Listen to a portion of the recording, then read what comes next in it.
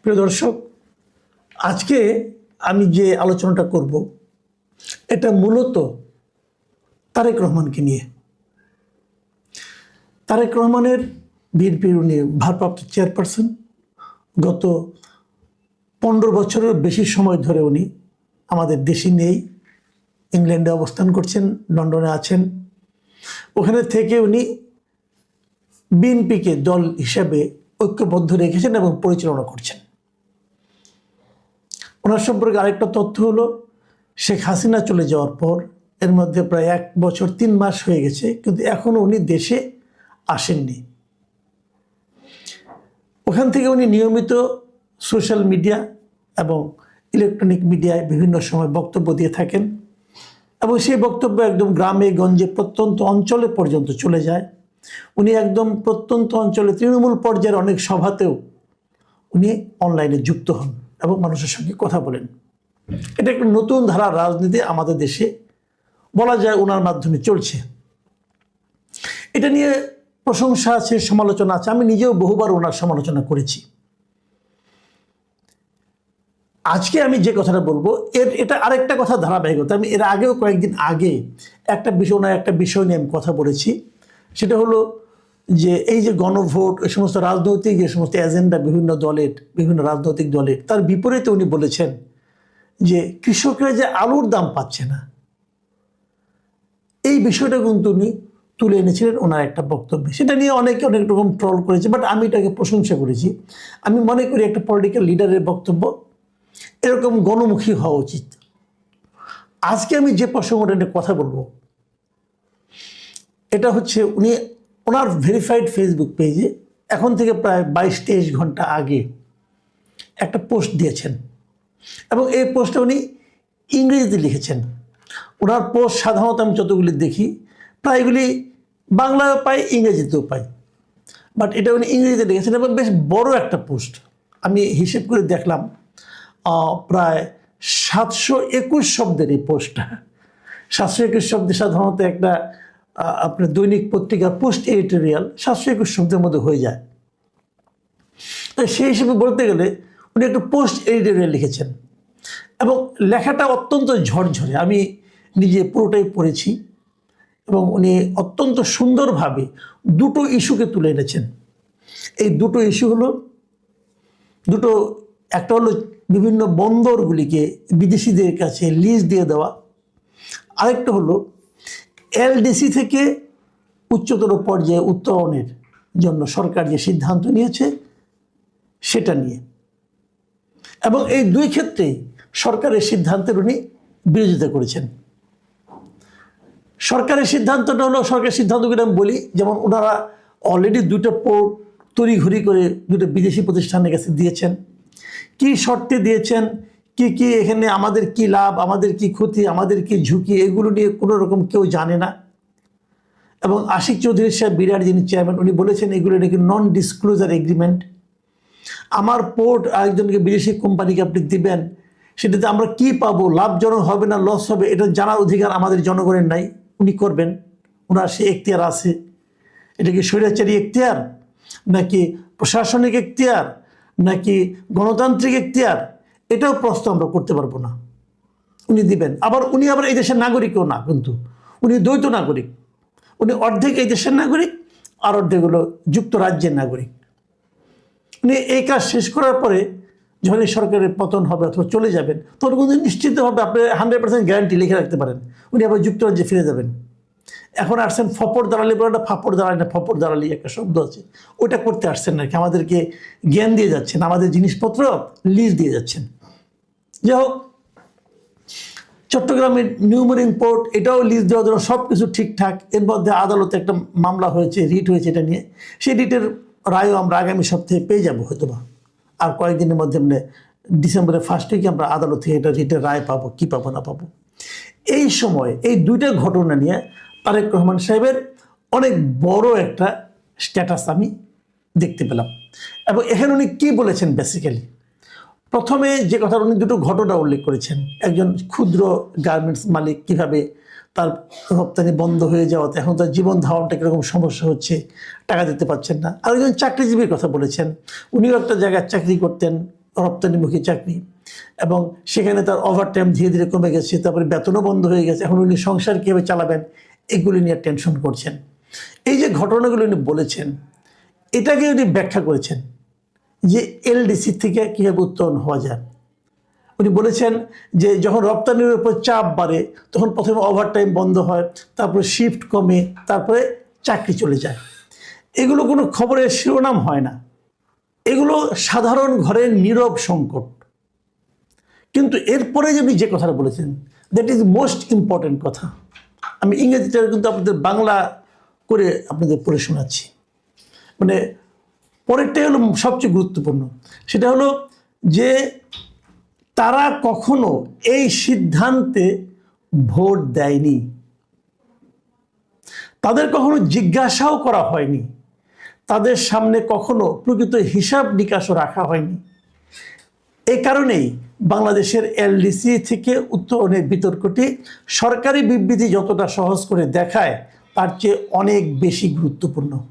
আমি যদি ইংরেজিতে বলি, উনি কি বলে লিখেছেন, they never voted on that decision, they were never asked, they were never shown the real numbers. উনি এভাবে লিখেছেন, খুব সুন্দর, খুব একদম মানে সহজ ভাষা উনি এটাকে বর্ণনা করেছেন যে এই যে সংকটগুলো, আমি যে আগামীতে নির্বাচনে কাউকে একজনকে ভোট দেব, সেই সময় এই যে সংকটগুলো, এগুলো কি বিবেচনা রাখা হবে? যারা এই সংকটে পড়েছে তারা কি জানতে পারবে এই ভোট দিলে সেই সংকট থেকে কতটুকু বাঁচবে? অথবা সরকার যখন বলছে যে আমরা আগামীতে এলডিসি থেকে উত্তরণ ঘটাবো আমরা, তখন তারা কি এটা ঘটলে যাদের সমস্যা হবে কিংবা হবে না তাদেরকে জিজ্ঞাসা করে? তো বেসিক পয়েন্ট হলো এটা। আপনারা জানতে চান, অনেকে, আমি যে আলাপ করছি আমি শিওর অনেকে জানেন না আসলে এলডিসি জিনিসটা কি। এলডিসি যদি আমি অ্যাব্রিভিয়েশন করি, এটা লিস্ট ডেভেলপমেন্ট কান্ট্রি, মানে স্বল্প উন্নত দেশ, এটা হলো এলডিসি। তো স্বল্প উন্নত দেশ থেকে আমাদেরকে উত্তরণের জন্য, উপরের স্তরে যাওয়ার জন্য একটা প্রস্তাব আছে। এটা আগে সরকার এটা নিয়ে অগ্রসর করেছিল। আমরা আগে ছিলাম অনুন্নত দেশ, সেখান থেকে স্বল্প উন্নত দেশ, সেখান থেকে উন্নত দেশ হবো আমরা। এটা এরপরের স্টেপটা বলা হয় এলডিসি গ্র্যাজুয়েট। আমরা এলডিসি গ্র্যাজুয়েটের দিকে যাচ্ছি আর কি। তো জাতিসংঘের একটা প্রস্তাব হলো যে আগামী বছর 2026 সালের নভেম্বর মাসে আমরা এলডিসি থেকে এলডিসি গ্র্যাজুয়েট হয়ে যাব। তারেক রহমান এই ব্যাপারে বলেছেন এই কারণে যে এই সরকার সিদ্ধান্ত নিয়েছে, হ্যাঁ আমরা তাই করব। তারা এই সিদ্ধান্তের কথা জাতিসংঘকে জানিয়ে দিয়েছে। এখন প্রশ্ন হলো যে এতে সমস্যাটা কোথায়? কেন তারেক রহমান আপত্তিটা করলেন? আপত্তি করেছেন এ কারণে যে যখন আপনি এলডিসি থেকে এলডিসি গ্র্যাজুয়েট হয়ে যাবেন তখন কি হবে? তখন তারা ধরে নেবে আপনি একটা আর অতটা স্বল্পোন্নত নয়, আপনি এখন বেশ উন্নতি করেছেন। যখন উন্নতি করেছেন, স্বল্পোন্নত দেশগুলো কি হয়, যেহেতু তারা স্বল্পোন্নত দেশ, তারা কিন্তু অনেক দেশের অনেক আন্তর্জাতিক ঋণ পায় কম সুদে। আপনি সে কম সুদ আর থাকবে না। আপনি অনেক জায়গায় পণ্য রপ্তানি করার সময় বিনা শুল্কে রপ্তানি করতে পারেন, অথবা অল্প শুল্কে রপ্তানি করতে পারেন। আপনি সেই সুযোগটাও হারাবেন। আবার লাভও আছে। লাভটা কি? লাভটা হলো এই যে আপনার মান মর্যাদা বাড়বে। আপনি পাবলিক কাছে বলতে পারবেন, বিশেষ যেখানে যাবেন বলতে পারবেন আমি আর এলডিসি কোম্পানি, এলডিসি না, মানে লিস্ট ডেভেলপমেন্ট কান্ট্রি না, আমরা এখন এলডিসি গ্র্যাজুয়েট হয়ে গিয়েছি।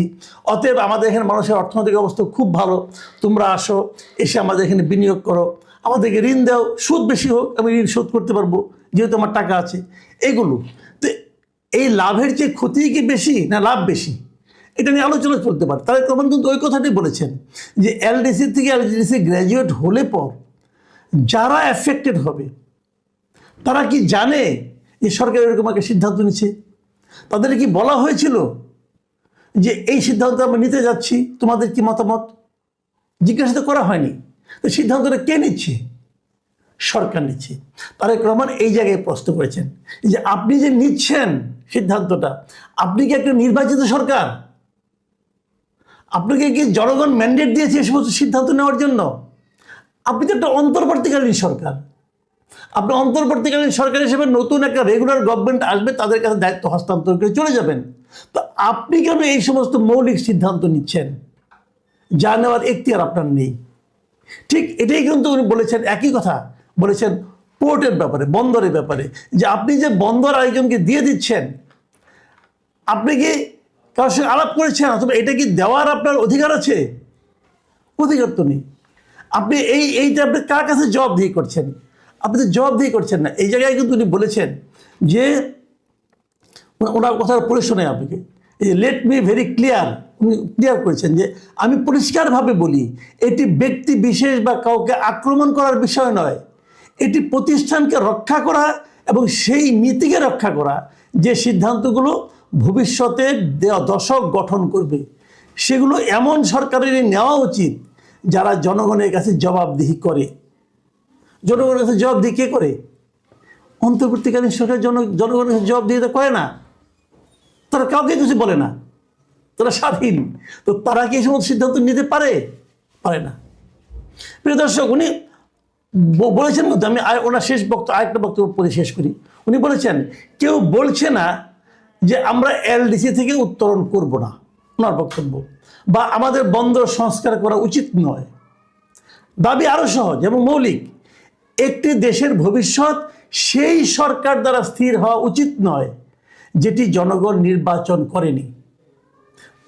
একদম বেসিক কথা। কিন্তু আমি এটা আগেও বলেছি, কয়েকদিন আগেও, যে আশিক চৌধুরী সাহেব যে 30 বছর 22 বছর 32 বছরের জন্য যে পোর্টটাকে লিজ দিয়ে দিলেন, এই লিজ দেওয়ার তো কোনো এখতিয়ার নাই। কারণ যখন নাকি যদি দেখা যায় যেটা ভালো হয়নি, ওকে তো আমি ধরতে পারবো না।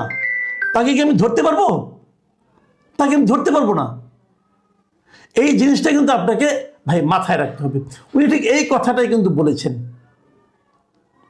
আমি মনে করি যে আমার কেন যেন মনে হচ্ছে যে এই জায়গাটাতে বোধহয় সরকারের সঙ্গে বিএনপির একটা বিরোধ তৈরি হয়েছে, এবং সেই বিরোধটা আমি খুবই লজিক্যাল মনে করি। সরকার যে কাজগুলি করছে, সবার কাছ থেকে সমর্থন পেয়ে পেয়ে এই সরকার এক ধরনের আস্কারা পেয়ে গেছে। তারা যেভাবে চালাচ্ছে, যেভাবে চলছে, এইটা চলার পদ্ধতি না। যেটা তাদের অধিকার নাই সেটা তারা করছে। এবং এটা করছে কেন? তারা, আমি আগেও বলেছিলাম, তারা একটা মিশন নিয়ে এসেছে, তারা সেই মিশন ফুলফিল করছে। এবং তারেক রহমান প্রথমবারের মতো খুব দৃঢ়ভাবে উনি যে প্রতিবাদটা করেছেন, এই জন্য ওনাকে আমি ধন্যবাদ জানাচ্ছি।